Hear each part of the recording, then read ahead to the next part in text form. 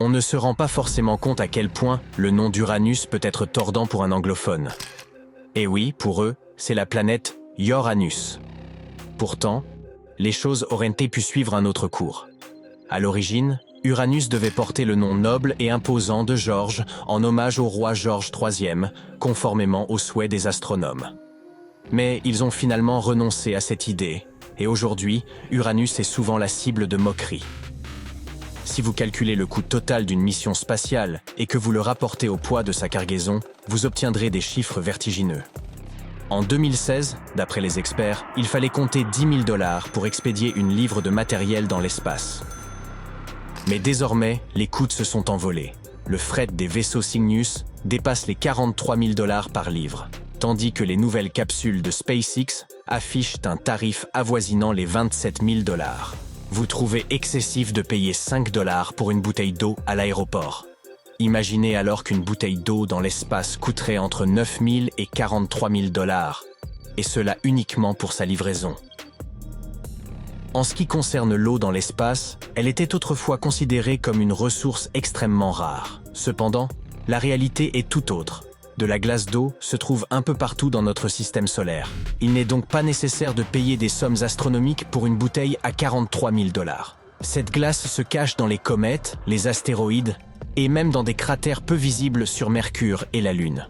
Il reste toutefois incertain que ces réserves soient suffisantes pour soutenir des colonies humaines.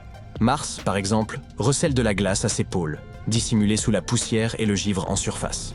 De plus petits corps célestes, tels qu'Encelade, la lune de Saturne ou la planète naine Cérès, renferment également de la glace. Les chercheurs de la NASA estiment même qu'il pourrait exister une forme de vie sur Europe, la lune de Jupiter, car sa croûte glacée pourrait bien cacher de l'eau liquide. Bien qu'Europe soit beaucoup plus petite que la Terre, elle pourrait abriter un océan suffisamment vaste pour contenir 2 fois plus d'eau que l'ensemble des océans terrestres réunis.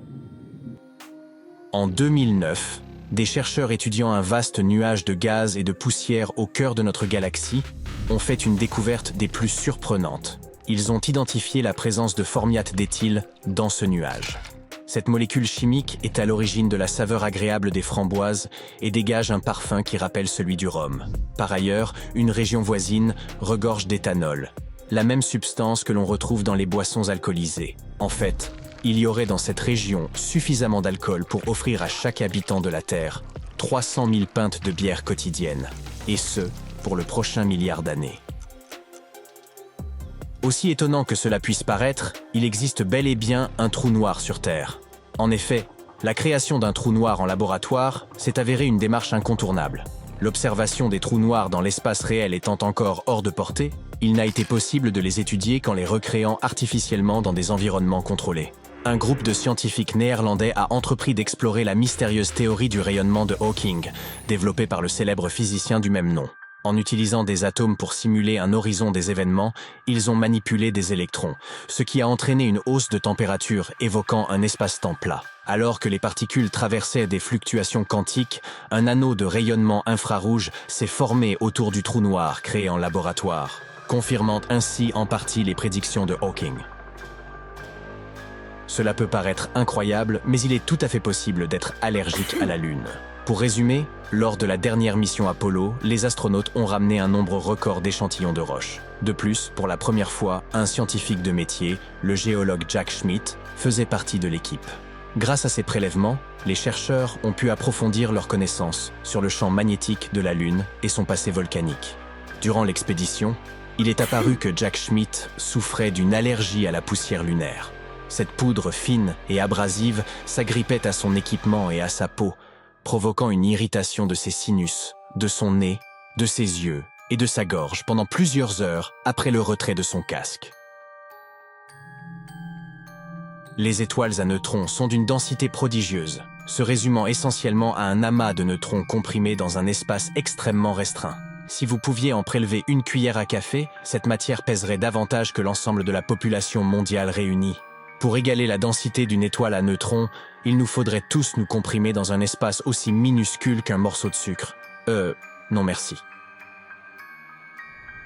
Lorsqu'il est question de l'espace, nous avons souvent tendance à croire que la Terre et la Lune sont très proches.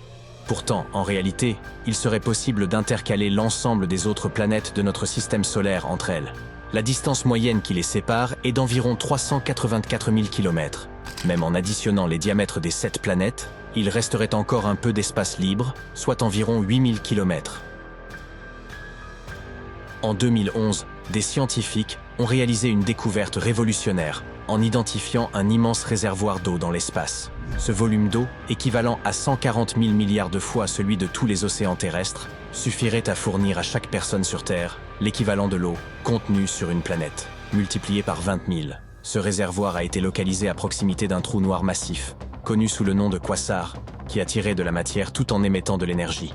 Cette eau s'est formée par des ondes énergétiques ayant provoqué la collision entre des atomes d'hydrogène et d'oxygène et se trouve à environ 12 milliards d'années-lumière de nous. Lorsque le rover Curiosity a immortalisé son premier coucher de soleil sur Mars en 2015, l'excitation des scientifiques était palpable. Contrairement à ce que l'on pourrait imaginer, les couchers de soleil sur la planète rouge ne sont pas teintés de rouge, mais d'un bleu saisissant. Selon la NASA, cette couleur résulte de la manière dont la poussière martienne agit comme un filtre naturel, permettant à la lumière bleue de traverser tout en bloquant les tons plus chauds, tels que le jaune, l'orange et le rouge. Vénus tourne beaucoup plus lentement que la Terre. Il lui faut 243 jours pour effectuer une rotation complète sur elle-même, et sa rotation s'effectue dans le sens inverse de celle de notre planète. Malgré cette lenteur, Vénus boucle son orbite autour du Soleil en seulement 225 jours, en raison de sa proximité avec celui-ci. Ainsi, aussi surprenant que cela puisse paraître, une année sur Vénus est en réalité plus courte qu'un jour. Il est facile de croire que le ciel nocturne devrait être entièrement constellé d'étoiles sans aucune zone d'obscurité. Cette idée est connue sous le nom de paradoxe d'Olbers, en hommage à l'astronome allemand Heinrich Wilhelm Olbers. Ce dernier pensait que si l'univers était infini, immuable et éternel, nous devrions effectivement apercevoir des étoiles dans toutes les directions où notre regard se pose. Cependant, il s'avère que l'univers n'est ni infini, ni immuable, ni intemporel. C'est Edwin Hubble qui a découvert que l'univers était en pleine expansion et le rayonnement fossile du Big Bang nous révèle que l'univers a environ 13,8 milliards d'années. Imaginez un instant toutes les bougies d'anniversaire. La raison pour laquelle nous ne voyons pas d'étoiles dans toutes les directions est simple. Certaines d'entre elles sont trop éloignées ou n'ont pas existé assez longtemps pour que leur lumière nous parvienne. Pendant la mission lunaire Apollo 16, Ken Mattingly, le pilote du module de commande, a eu une petite frayeur lorsqu'il s'est aperçu que son alliance avait disparu. L'équipage a cherché désespérément dans tout le vaisseau spatial, sans succès. Ce n'est que le 9e jour, alors que Mattingly effectuait une sortie extravéhiculaire, que la bague a été aperçue flottant près de l'écoutille. Charles Duke a tenté de la rattraper, mais l'a manquée. Par chance, elle a rebondi sur le casque de Mattingly et est tombée dans les mains de Duke. Bien que cette anecdote se soit bien terminée, il reste de nombreux objets abandonnés là-haut, y compris une brosse à dents qui flotte quelque part.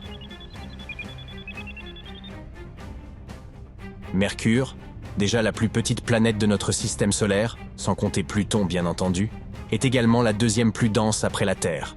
Fait surprenant, elle rétrécit et devient encore plus dense. Pendant longtemps, les scientifiques pensèrent que la Terre était la seule planète présentant une activité tectonique. Mais tout a changé avec le passage de la sonde Messenger près de Mercure, qui nous a offert un relevé détaillé de la planète. En 2016, Messenger a découvert des formations en forme de falaise, appelées escarpements de failles. Comme elles sont encore relativement petites, les scientifiques estiment qu'elles sont récentes, ce qui suggère que Mercure continuerait de se contracter, 4 milliards et demi d'années après la naissance du système solaire. Il y a une dizaine d'années, l'astronaute italien Luca Parmitano a frôlé la noyade lors d'une sortie dans l'espace, à cause d'une fuite d'eau non résolue. Personne ne comprenait comment l'eau avait pu pénétrer dans son casque. La NASA a mené une enquête qui a duré plusieurs mois, sans parvenir à identifier la cause exacte de cette infiltration.